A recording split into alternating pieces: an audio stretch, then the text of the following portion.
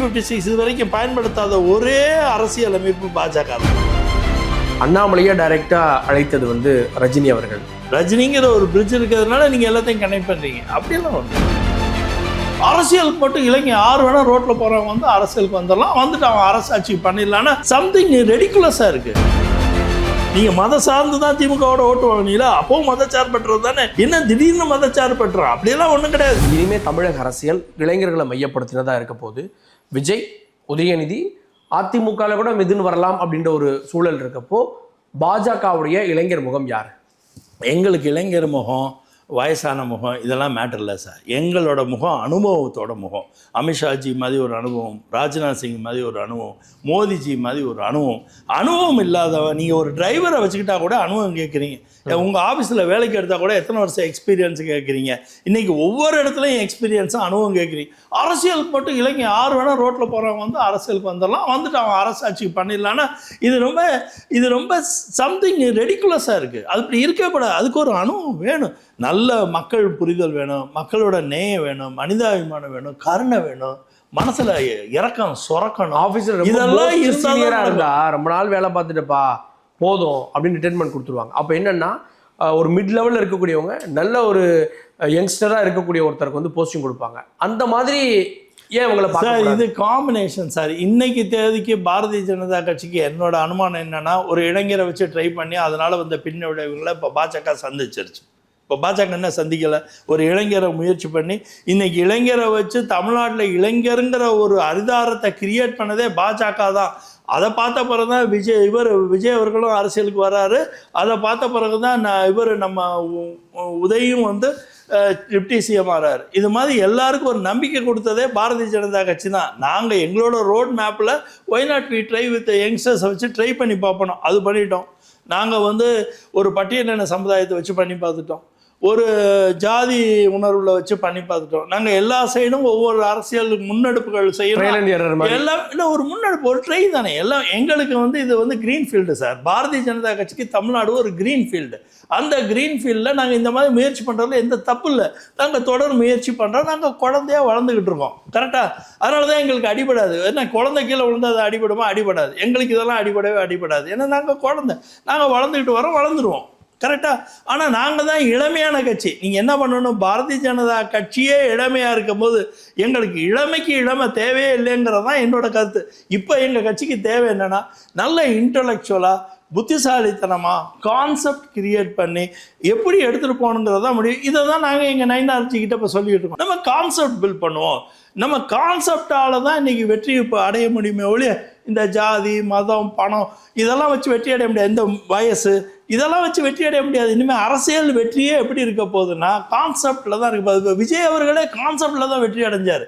அதையும் நீங்கள் மனசில் வச்சுக்கணும். வெறும் ஒரு யூத்து ஜென்சி ஓட்டு போட்டாங்களாம் கிடையாது. He created a good concept. Vijay அப்படின்ற கான்செப்ட் அது மட்டும் தானே. விஜய் அவர் ஒரு இளைஞர், அவருடைய முகம், அவ்வளோதானே. அதில் வேற என்ன சார், அதில் பெரிய கான்செப்ட் இருந்ததுல ஆன்டி இன்கம்பன்சி ஃபேக்டரை வந்து டிஎம்கே விசஸ் அது ஹீ கிரியேட் அ குட். அதாவது தீய சக்திங்கிற வார்த்தையே அதிமுகவோட ஜெயலலிதா அவர்களோட வார்த்தை தான். அந்த வார்த்தை இரவல் வார்த்தையை அவரோட முகத்தில் வெளிப்படுத்தும் போது அவருக்குன்னு ஒரு பிராண்ட் வேல்யூ இருந்ததில் அந்த வார்த்தை ரொம்ப பெருசாக எடுபட்டுச்சுங்கிறது தான் அதில் முக்கியமான கருத்து. இப்போ நீங்களே ஒரு ப்ராடக்ட் விற்கிறீங்கன்னா ஒரு அமிதாப் பச்சனையோ டோனியோ வச்சு எதுக்காண்டி நீங்கள் பிராண்டிங் பண்ணுறீங்க? அந்த முகத்தோட வெளிப்பாடில் அந்த பொருள் சேரணுங்கிறது தானே. அதனால இந்த தீய சக்திங்கிற ஒரு கான்செப்ட் வந்து அவரோட பாப்புலாரிட்டியில் ஈஸியாக டெலிவரி ஆயிடுச்சு. பாஜகவில் முக்கிய பொறுப்புகள்லாம் போட போகிறாங்க அப்படின்ற ஒரு தகவல் இருக்குது. உங்களுக்கு கூட முக்கிய பொறுப்புலாம் சொல்கிறாங்களே? இல்லை சார், அது கட்சியில் வந்து எப்போதுமே அசஸ் பண்ணிக்கிட்டே இருப்பாங்க. யாரை பண்ணுறது, எப்படி பண்ணுறதுன்னு ஒரு அசஸ்மெண்ட் நடந்துக்கிட்டு இருக்கும். அந்த தொடர் முயற்சி வந்து எப்போதுமே நீங்கள் பார்த்தீங்கன்னா ஒரு மாநில தலைவரை அரங்கேற்றின அடுத்த நிமிஷத்துலேருந்தே அடுத்த 3 வருஷத்துக்கு அப்புறமா அடுத்த 6 வருஷத்துக்கு அப்புறமா யாரெல்லாம் ரெடி பண்ணணுங்கிற ஒரு தொலைநோக்கு பார்வை இருக்கும். எங்கள் கட்சியில் அப்படி எல்லாரும் நர்ச்சர் பண்ணுவாங்க. அந்த மாதிரி அண்ணாமலை அவர்களையும் எங்கள் கட்சி நர்ச்சர் பண்ணி தான் சார் கொண்டு வந்தது. இப்போ அவர் மட்டும் தொடர் நிகழ்ச்சியாக எங்கள் கட்சியிலே தொடர்ந்து இருந்தாருன்னா அவரோட வளர்ச்சி எங்கள் கட்சியிலே பெருசாக இருக்கும். ஏன் அவரை தக்க வச்சுக்க முடியல? அது அவரோட ஆசை சார்.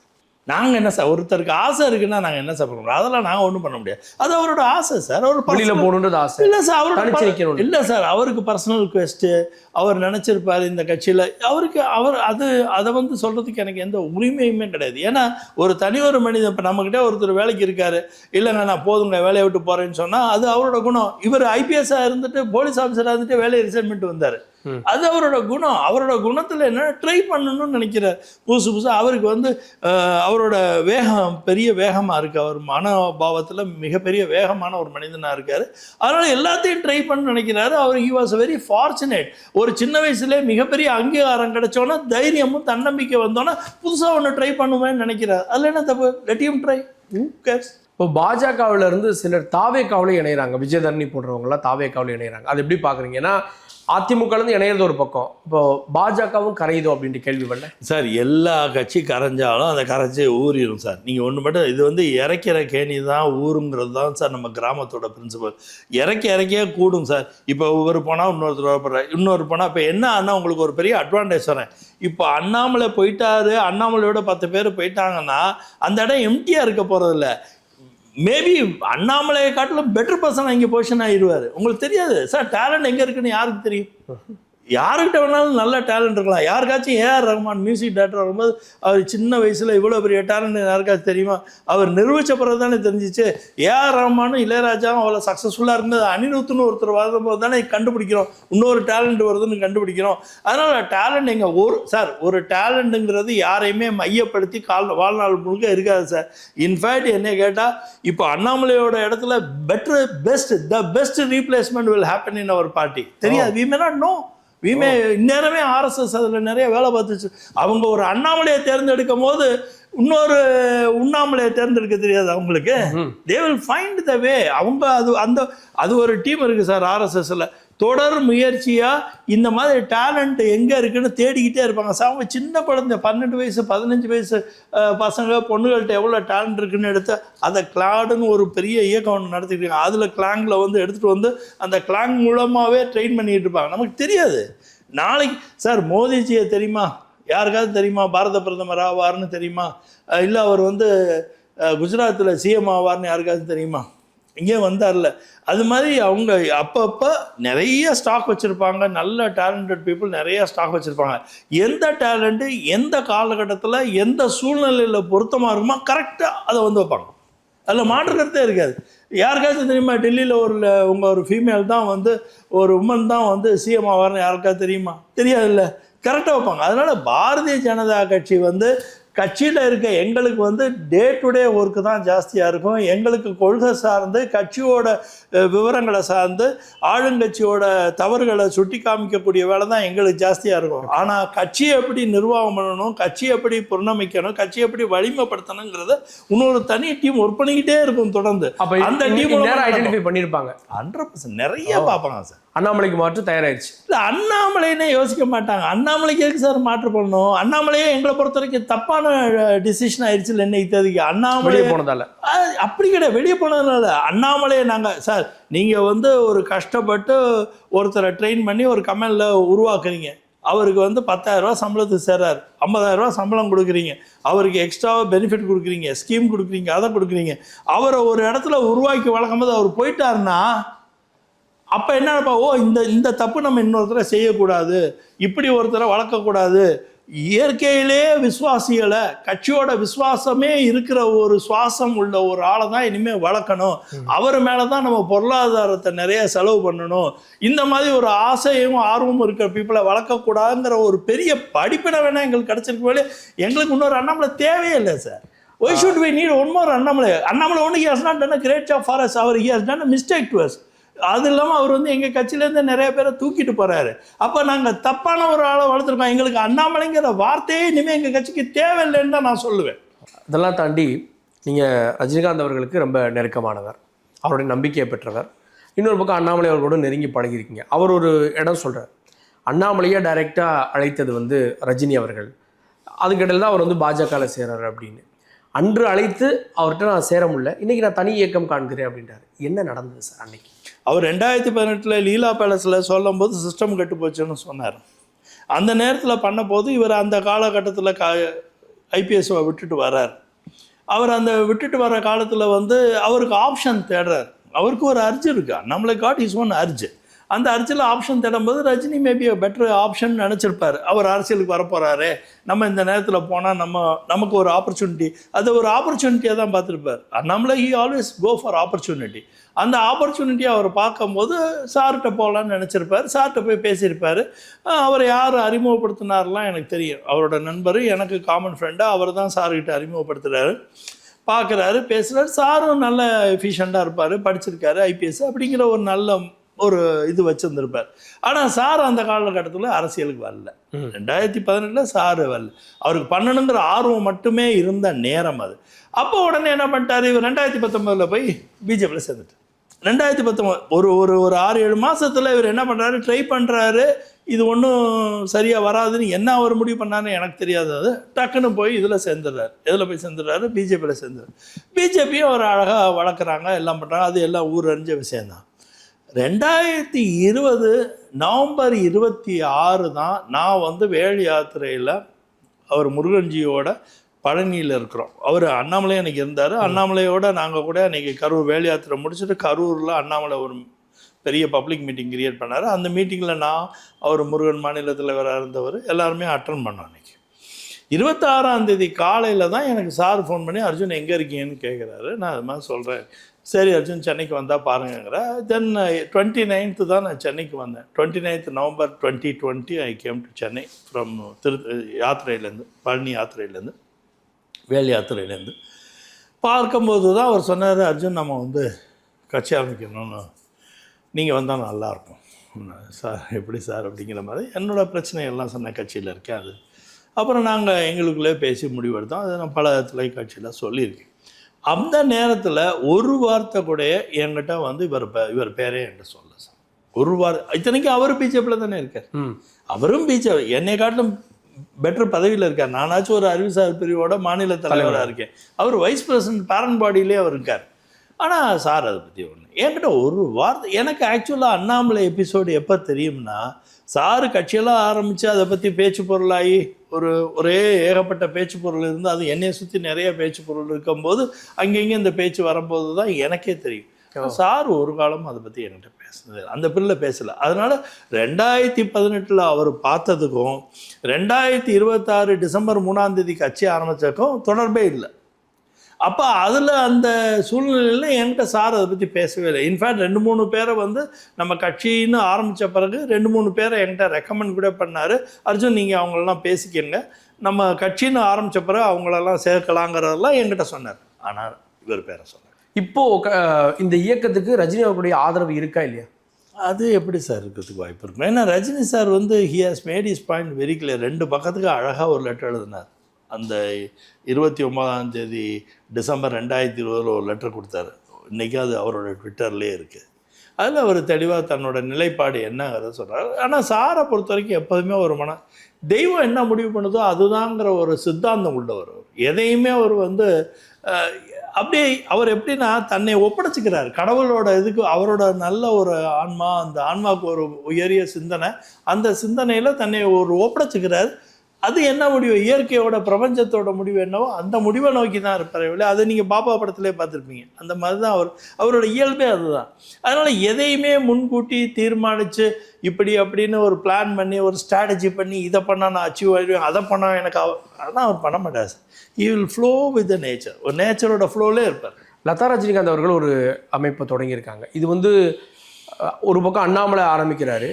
ஸோ இவங்களும் இப்படி ஆரம்பிக்கிறப்போ அதுக்கு போட்டி இல்லை, ரஜினி அவருடைய ஆதரவு இந்த இயக்கத்துக்கு தான் இருக்குது அப்படின்னு சமூக வலைத்தளங்களில் பேசுகிறாங்க சார். நீங்கள் இந்த மாதிரி காம்பினேஷன் ஃபேக்டர் நிறையா இருக்குது சார். ஏன்னா சோஷியல் மீடியா நிறையா இருக்குது சார். தெருக்கு எவ்வளோ ஆக்டிவிட்டி இருக்குது. இந்த பசங்க எல்லாருமே ட்விட்டரில் பதிவு போடுறாங்க, ரீல்ஸ் போடுறாங்க, இன்ஸ்டாகிராமில் ரீல்ஸ் போடுறாங்க. இது மாதிரிலாம் நிறைய ஆக்டிவிட்டி இருக்கும் போது எல்லாருக்கும் ஒரு செய்தி வேண்டியதாக இருக்குது. எல்லாருமே செய்தியாளர்களாக ஆகிட்டாங்க இன்றைக்கி. தெரியும் ஒவ்வொரு தனிப்பட்ட பிரஜையுமே ஒரு செய்தியாளராக செயல்படுறாங்க. அதனால் இது ஒரு செய்தி பொருளாக ஆகிட்டு இருக்கே ஒழிய எனக்கு தெரிஞ்ச அவங்க மேடம் ரொம்ப எனக்கு தெரிஞ்சு அவங்க 1-2 இயர் முன்னாலேருந்து அது ரொம்ப போன வருஷமே அந்த மாதிரி ஒரு ப்ராஜெக்ட் அவங்க லான்ச் பண்ணி ஒரு நிகழ்ச்சியை நடத்தினாங்க. பட் இது கோஇன்சிடென்ட் அப்படி தான் பார்க்கணும். கோயின்சிடென்ட் இல்லை.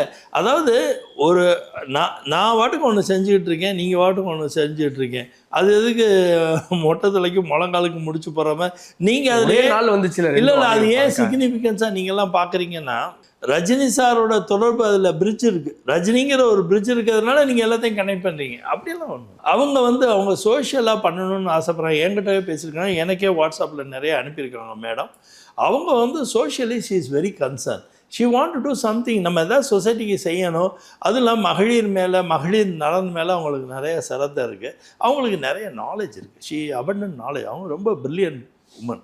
அந்த பிரில்லியன்ட் உமன் அது எப்போதுமே ஒரு ரொம்ப புத்திசாலிங்களுக்கு எதை செய்யணுங்கிற ஆர்வம் இருக்கும். அவங்க எதாவது செய்யணும்னு நினைக்கிறத போய் ஆக்சுவலாக நீங்கள் இப்படி அவங்கள போய் இந்த மாதிரி டிகிரேடே பண்ண வேண்டாம். இது வேறு அது வேறு. தாவேகா காங்கிரஸ் இந்த கூட்டணியை பாஜக லைக் பண்ணலை.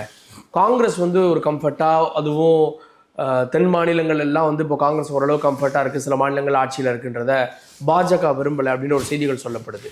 அதை எப்படி எடுத்துக்கணும்? சரி, இப்போ கூட பாருங்க, ஒரு கூட்டணியில் இருக்கிறாங்க, அப்படி வலிமையாக ஜெயிக்கிறாங்க, அப்படியே வெக்கமே கிடையாது, குடுகுடுன்னு ஓடி போய் இன்னொரு கட்சிக்கு சப்போர்ட் பண்ணுறாங்க.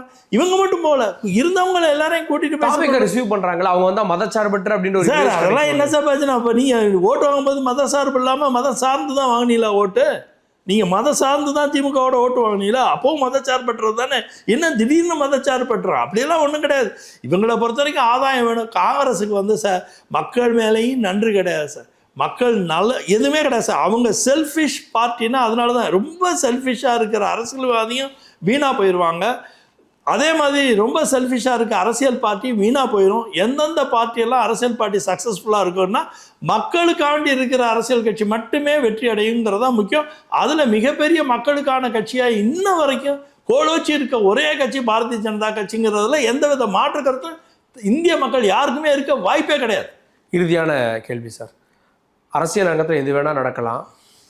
இன்னைக்கு காங்கிரஸ் துரோகம் பண்ணிட்டு தாவேக்காவோட போயிடுச்சு அப்படின்னு திமுக தரப்பில் சொல்கிறாங்க. அப்படின்னா திமுகவும் பாஜகவும் ஒரே கூட்டணி கீழே வரும், பொறுத்துருங்க அப்படின்லாம் சொல்கிறாங்க. அதுக்கு வாய்ப்பு இருக்குன்னு நினைக்கிறீங்களா சார்? ஏற்கனவே கூட்டணியில் இருந்த கட்சி தானே சார், இது என்னமோ புதுசாக நான் என்ன அந்த சினாரியோ வாய்ப்பு இருக்கு. நான் என்ன சொல்கிறேன்னு சார், இப்போ மக்கள் நலன் சார்ந்து சிந்திக்கணும்னா அரசியல் கட்சிகளும் அரசியல் கட்சியோட தலைவர்களும் எதை சிந்திக்கணும்? மக்கள் நலனில் மிகப்பெரிய பாதிப்பு வருதுன்னா அந்த பாதிப்புலேருந்து மக்களை பாதுகாக்கிற கடமை அரசாங்கத்துக்கு இருக்குன்னா இந்த அரசாங்கத்தை உருவாக்கக்கூடிய கடமை அரசியல் கட்சிகள்கிட்ட இருக்கும்போது அதை நோக்கி செயல்படுவாங்க சார். அன்னைக்கு இது கொள்கை, மாற்றுக் கொள்கை, இது வேற்றுக் கொள்கை, இது ஒத்து வராத கொள்கை, இதெல்லாம் பேசுறதுக்கு வாய்ப்பே இருக்காது. அதனால் எப்போதுமே அரசியல் எப்போதுமே ஓப்பன் ஹேண்டடாக தான் இருக்கும். இப்போ பாருங்கள், காங்கிரஸ் யாராச்சும் எதிர்பார்த்தோமா டிவிக்கே போய் சப்போர்ட் பண்ணுவாங்க சார்? எல்லாத்தையும் விடுங்க சார். விசிகே நான் பர்சனலாக சொல்கிறேன் சார், அவர் திருமாவளவன் மேலே எனக்கு தனிப்பட்ட மரியாதை உண்டு சார். நல்ல அறிவு சார்ந்த ஒரு மனிதர், அந்த சமுதாயத்துக்காண்டி தன்னை ஒப்படைச்சிக்கிட்ட ஒரு மனிதர். அவர் நான் இப்படி ஒரு முடிவு எடுப்பார்னு ஆச்சரியப்பட்டேன். எனக்கு ரொம்ப சர்ப்ரைஸ் இருந்துச்சு. ஏன்னா எத்தனை ஆண்டுகளாக அவர் திமுகவோட ஒரு சார் சாதாரண ஒரு கட்சியாக, ஒரு இயக்கம் ஆரம்பித்து ஒரு அரசியல் கட்சியாக பரிமாண வளர்ச்சியாக அவருக்கு திமுக நிறையா கொடுத்துருக்கு. எவ்வளோ எம்பி, எவ்வளோ எம்எல்ஏ, அப்படியே எனக்கு தட் பிகம் சர்ப்ரைஸ். எப்படி திருமாவளவனால் இந்த முடிவை எடுக்க முடியுது அவராலேங்கும்போது எனக்கு ரொம்ப சர்ப்ரைஸ். அதுமாதிரி ஐயுஎம்எல் அவங்க காலங்காலமாக நாகூர் அனிஃபா காலத்துலேருந்தே அது ஒரு நாதம். அவங்க சார் இதனால என்ன தோணுது, இப்போ என்ன தோணுதுன்னா, இப்போ மாற்றங்கிறது எந்த மாதிரி இருக்குன்னா குணமாற்றம் தான் இருக்கே ஒழிய கொள்கை மாற்றத்தில் பொறுப்பு இல்லாமல் போயிட்டாங்க எல்லா கட்சிங்கிறது தான் எனக்கு கவலை. குணமாற்றம் இருக்குது, இண்டிவிஜுவல் லீடர்ஸோட குணமாற்றம் கொள்கை மாற்றமாக போய் நிற்கிறது தான் தமிழ்நாடு பண்ணுற ஒரு புது அரசியல் சித்தாந்தத்தை நம்ம எல்லாருமே சந்திச்சுக்கிட்டு இருக்கோம். அந்த விஷயத்தில் நீங்கள் பாரதிய ஜனதா கட்சி பார்த்தீங்கன்னா குணம் மாறாது, கொள்கை மாறாது. குணமும் கொள்கையும் எதை நோக்கி இருக்கும்னா தேசியத்தை வலியுறுத்துறதா இருக்கும், பாரத கலாச்சாரத்தை மீட்டெடுக்கிறதா இருக்கும், மக்களுக்கு நல்லது பண்ணுறதுக்காண்டியே இருக்கும். அது ஸ்லோவாக வளரும், ஆனால் ஸ்ட்ராங்காக வளரும். நன்றி சார், நிறைய கேள்விகளுக்கு விட கொடுத்தீங்க. நன்றி சார். நன்றி, வணக்கம்.